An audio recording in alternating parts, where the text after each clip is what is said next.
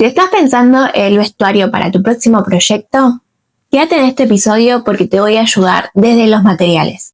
Un vestuario se compone con muchas variables y en este caso, si lo estás pensando en mandar a realizar, es importante trabajar con buenos materiales. Pero buenos materiales no siempre significa que sean caros, sino que sepas y entiendas cómo están formados y cómo te van a ayudar para crear esa historia y esos personajes. Bienvenidos a un nuevo episodio de Detrás del Vestuario. Yo soy Rocío Gutiérrez, diseñadora y realizadora de vestuario. Y en este episodio vamos a hablar sobre las telas.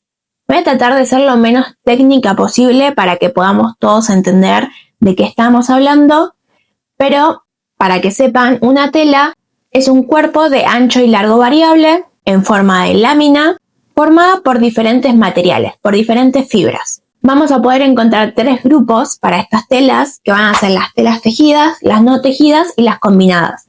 ¿Por qué nos interesa entender estos grupos? Porque cada uno va a tener una característica diferente que precisamente nos va a ayudar con los vestuarios a poder elegir y entender qué es lo que nos ayuda de la mejor manera para construir esos vestuarios, ¿sí?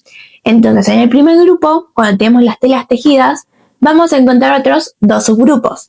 Los tejidos planos y los tejidos de punto. Los tejidos planos se trata de que cuando nosotros agarramos la tela, la vamos a poder ver los hilos que van a estar entrecruzados de manera horizontal y de manera vertical.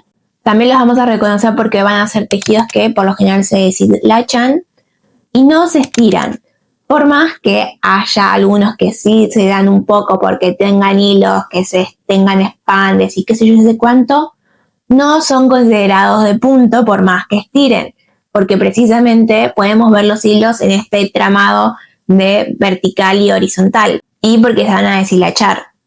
Su capacidad de elongación no va a ser tan grande como para ser clasificado de punto. El segundo subgrupo, los tejidos de punto, son precisamente el contrario, esas telas que sí se van a estirar bastante por la fibra con la que sean trabajados. Se va a componer por lo general de un solo hilo que se va a ir como entrelazando entre sí para generar esta malla elástica. Como tiene esta capacidad de elongación y de recuperación elástica, sí o sí vamos a tenerlos en cuenta para la moldería, porque cuando trabajemos con estas telas, sí o sí vamos a tener que realizar unos descuentos. ¿De qué se trata esto? Es que, bueno, si tenemos un contorno de 90, por ejemplo, de busto, de cintura, lo que sea, a esos 90 se le va a tener que restar la capacidad de elongación que tenga ese textil para que, si el diseño es al cuerpo, pueda realmente ser al cuerpo. Por ejemplo, si tenemos una malla, así vamos a tener que hacer estos descuentos para que efectivamente la tela se pegue a la piel de la bailarina y pueda verse la malla como la conocemos. Me olvidé los ejemplos, pero bueno, por ejemplo, para las telas planas tenemos lo que es gabardina, tropical mecánico, la gasa, el terciopelo, la gamuza, que obviamente cada tela después va a tener sus propias características, pero si damos ahora en esta primera categoría son telas tejidas de plano. Y como ejemplo, para las telas de punto, tenemos la lycra, el microtul, el lurex, la scuba, punto roma. Hay un montón de telas que todas estas telas también reúnen esa característica de elongación y recuperación, que por eso se va a decir que son telas tejidas de punto. Si te acordás de estas categorías de telas tejidas, no tejidas y combinadas, en las no tejidas vamos a encontrar todos los tejidos que no veamos los hilos, no va a haber ya ni uno o más hilos que se entrecrucen entre sí o entre sí mismos, sino que van a ser telas que van a estar compuestas por fibras sueltas o soluciones químicas. Es acá donde entran todas las variaciones de telas con PVC, con poliéster, siempre y cuando no veamos los hilos. Por ejemplo, el cristal es una lámina transparente que está hecha con plástico y se logra a través de fusionar un montón de estas fibras con calor, con mucho calor. En la última categoría tenemos las combinadas, que son precisamente estos nuevos textiles que combinan ya sea características de tejido plano, de tejido de punto o no textiles, y crean un nuevo textil y ayudan a que estos nuevos textiles tengan estas características diferentes y que potencien este nuevo textil. Como por ejemplo el bondeado. El bondeado, tenemos una capa de espuma que vendría a ser un no tejido fusionado, como por ejemplo con una lycra, y juntos forman el bondeado. Y bueno, estas son las categorías de telas que podemos encontrar. Lo importante a la hora de elegir estas telas para los vestuarios, hay muchas variables, ¿no? Pero yo voy a dar 3 que son por lo general con las que yo me manejo y que creo que son como las más importantes, porque realmente pueden afectar mucho a tanto al diseño como al presupuesto a la hora de pensarlo, ¿no? Entonces, si no tenemos en cuenta estas 3 características que voy a mencionar, puede ser que en nuestro proyecto algo nos falle. Entonces, la primera característica es tener en cuenta que los anchos son variables en las telas. Por lo general vamos a encontrar telas de 1,50 de ancho, pero también existen telas dentro de esa gama general de 1,50, como pueden ser las lentejuelas con base microtul, que nos dicen tiene 1,50 m de ancho, pero tenemos 10 centímetros de ambos lados que no tienen lentejuelas. Entonces el ancho de nuestra tela se va a ver reducido a 1,30. Y vos decís, bueno, pero son 20 centímetros, no cambia mucho. Pero sí, porque si necesitamos hacer un diseño que sí o sí necesite 1,50 de ancho, bueno, voy a tener que comprar más de largo que de ancho para compensar esa falta de 20 centímetros. Todo va también igual depender de cómo esté entretejido esa lentejuela, de manera horizontal o vertical, como para también después colocar los moldes y poder calcular bien, ¿no? Y por el contrario, tenemos telas que pueden llegar a tener 3 metros de ancho, o sea, el doble de lo que por lo general podemos encontrar, como es el caso del voile. El voile es como la versión de poliéster de la gasa y tiene 3 metros de ancho. Yo por lo general uso mucho el voile cuando quiero hacer polleras así transparentes, o tengo un grupo y quieren transparencia en sus vestuarios, porque precisamente al ser transparente y tener el doble de ancho, no tengo que comprar tantos metros para compensar esa cantidad de vestuarios que quiero realizar. Y además también si ponele son faldas plato o medio plato o la cantidad que sea, también me ayuda a poder trazar el molde sin tener que pensar después en hacer una costura. Que también puedes decir, pero ay, no, una costura más, una costura menos, ¿qué pasa? No es tan complicado, pero cuando tenés que coser 20 polleras, que puedas ahorrarte una costura, te ayuda un montón en el tiempo de producción. Entonces, tener en cuenta los anchos de las telas, no solo es por cuestión de cuánto tengo que comprar, sino también en cuestiones de tiempo de la producción y en cómo me va a afectar al diseño. El segundo punto tiene que ver con estas cuestiones del diseño, que es cómo voy a colocar los moldes en la tela, ya sea que lo vayas a hacer vos o lo vaya a confeccionar otra persona. Es importante que vos sepas la dirección en que van a ir los moldes, porque hay telas que al ponerlos de manera diferente te va a cambiar la tonalidad de la tela, y eso en el escenario se ve y se marca un montón. Y te vas a dar cuenta porque vas a ver, por ejemplo, un corset que tiene diferentes moldes, todos cortados y cosidos juntos, vas a ver un color diferente en cada molde. Entonces, eso en el escenario no se va a ver muy lindo, que digamos. Si lo vas a confeccionar vos, ten en cuenta que se pueden cortar de 3 maneras los moldes: al hilo, por trama o al bies. Al hilo es que todos los moldes van a ir paralelo al orillo.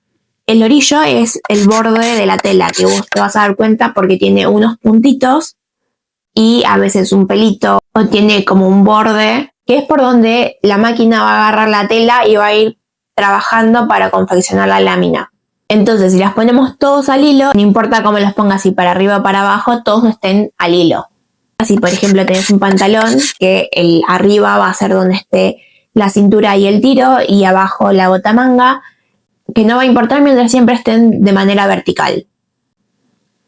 En telas como, por ejemplo, un corduroy, si quieres hacerte un pantalón de corduroy, no vas a poder intercambiar los moldes, ¿sí? Siempre van a tener que estar todos los moldes de la cintura y el tiro para arriba, de esta manera.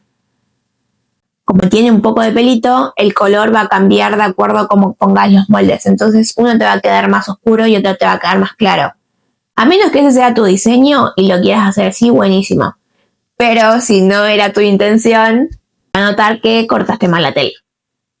Por otro lado tenés el corte por trama, que son telas que se cortan de manera horizontal. Ya todos los moldes no son puestos de manera vertical, sino se ponen de manera horizontal y todos van también en el mismo sentido. Y ahí sí o sí tenemos que tener en cuenta muy bien el ancho, porque dependiendo del ancho que tengamos de tela es cómo vamos a poder poner los moldes. Por ejemplo, si quiero un pantalón y yo mido, no sé, 2 metros, bueno, por trama no me va a alcanzar el ancho de tela, entonces sí o sí lo tengo que poner por el hilo. Una recomendación que te voy a hacer si vas a cortar por trama es que dibujes en tus moldes una flecha igual que sea paralela al orillo para que puedas controlar que efectivamente ese molde esté derecho, más allá de que los pongas acomodando de manera horizontal, que te queden paralelos al orillo para cerciorarse de que efectivamente estén bien colocados. Algo que no dije: cuando cortas paralelo al hilo, paralelo al orillo, mucho más fácil calcular y ver que esté bien el molde cuando está al ladito del orillo a cuando lo tenés en el medio. Entonces, en esos casos, sí vas a tener que medir con 1 centímetro, cosa de que el molde efectivamente quede bien colocado tanto de arriba como para abajo y no haya movimientos extraños con el molde a la hora de marcar el molde para cortar. Esto mismo también lo puedes hacer con los moldes que vas a poner por trama. Si estás escuchando esto por Spotify y te resulta medio complicado entender, hice unos dibujos que están colocados acá de manera superpuesta, así que si en este momento estás escuchando y querés entender un poco mejor de lo que estoy hablando, puedes retroceder el video y ver los dibujos como para terminar de entender bien de lo que estoy hablando, ¿sí? Y por último tenemos el corte al bies. Eso quiere decir que los moldes van a estar en 45 grados y por más que nosotros no queramos cortar al bies, en algunos casos va a ser inevitable, por ejemplo en una falda plato, porque al usar todo el metraje que tenemos, inevitablemente va a haber una parte en la que vaya siempre al bies, porque precisamente la pollera plata se caracteriza por eso. Que hay que también tener en cuenta de que como esa parte va a estar al bies, si son telas muy livianas como el voile o la gasa, vamos a tener que dejar descansar el molde. Yo lo que hago es, por ejemplo, cuando tengo las polleras, las cuelgo en una percha y las dejo una noche o un día, dependiendo de cómo vaya con la producción, y después las coloco en el maniquí, preferentemente con la cintura ya puesta, y una vez que esté bien colocada en el maniquí, reviso el ruedo de la pollera para ver si hay variaciones. ¿Esto por qué se da? Porque en este momento de descanso, de que yo cuelgo la pollera en una percha y la dejo sin hacerle nada, la tela va a relajarse, por así decirlo, y vamos a ver una diferencia de largos entre lo que está al hilo y lo que está al bies. Es algo normal, no es que te equivocaste vos en las cuentas o al marcar, es algo que pasa por la gravedad y porque las telas al bies ceden. Cuando cortas al bies tienen como mucho más elasticidad, entonces ya ahí no importa si es tejido de plano o de punto, sino que ceden porque sí, porque es una naturaleza. Esto por lo general no va a pasar con telas más pesadas, como puede ser una gabardina o un terciopelo. Si es de punto puede que sí pase, pero si es terciopelo de plano tal vez no. Pero bueno, nunca está de más fijarse para que el ruedo nos quede parejo. Pero bueno, dejando de lado las polleras, que son como un caso muy particular y que si en algún momento querés que hable sobre polleras, me lo podés dejar en comentarios. Los moldes al bies tienen esta característica, ¿no? Que dije también con las polleras, que pueden llegar a tener un poco más de elasticidad que cortadas al hilo o por trama. Y muchas veces se usa para terminaciones que más allá de que el molde esté al bies, sino también se usa para terminaciones de, por ejemplo, si queremos un cuello con un bordecito de la misma tela o una tela diferente, bueno, se va a cortar al bies para que tenga esta elasticidad y se pueda amoldar al molde. Y no solo están en los moldes, sino también en avíos que nos pueden ayudar a las terminaciones mismas de la ropa. Por ejemplo, si vamos a la mercería y pedimos un bies, es que es esto, ¿no? Este, por ejemplo, es de raso y se dice así porque está cortado al bies. Nos vamos a dar cuenta porque vamos a tener esta costura, ahí se ve, esta costura en diagonal y que nos va a decir precisamente que por más que no estire, esto se va a adaptar al cuello si necesitamos poner en un cuello o en una sisa. Y podemos encontrar de diferentes tipos. La que mostré recién es un bies de raso, pero también podemos encontrar de algodón, que son por lo general estas que también se ve así. Que ambos tienen los canalitos y los puedes coser tranquilamente. Y la última característica es que dependiendo de la tela que compremos, es que vamos a poder intervenirla de determinada manera.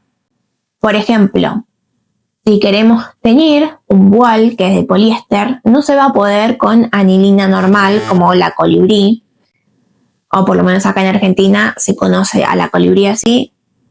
Esta anilina se usa para tejidos de algodón, como puede ser un jean, que en realidad no es jean la palabra, sino se llama denim, la tela, pero porque son fibras de algodón, entonces la anilina colibrí sí va a funcionar con estas telas si queremos teñirlas. En cambio, si queremos teñir un voile, vamos a necesitar sí o sí comprar anilinas que sean aptas para poliéster, como puede ser la Dillon. Son marcas que digo, pero lo importante es que sepas diferenciar con qué están confeccionadas las telas para poder elegirlas en caso de que quieras teñir. Y si no estás segura, puedes preguntar, ya sea a la persona que te está vendiendo la tela o en una mercería, y si no te convence ninguna de las dos personas que ya sea que te vende la tela o te vende la anilina, bueno, hace una muestra y probá con un pedacito chiquito como muestra para efectivamente ver si tiñe o cómo queda ese textil. Y lo mismo pasa con la sublimación. En tejidos de algodón la sublimación no va a servir y por eso es mejor hacer algún diseño en vinilo y estamparlo, o si quieres usar algo de poliéster, usar precisamente la sublimación. Ahora con el DTF se puede hacer en ambos textiles sin importar la fibra y va a funcionar porque precisamente es una de estas cuestiones combinadas que toman lo mejor de ambos mundos y transforman una nueva herramienta para intervenir esas telas. Y lo mismo pasa, por ejemplo, con los strass termoadhesivos. Van a pegar mejor en los tejidos, no importa que sean de punto o de plano, pero no en los no tejidos, como puede ser una cuerina o un engomado. En los engomados van a terminar saliendo esas gemas, cosa que tal vez no pase con un voile o con una lycra.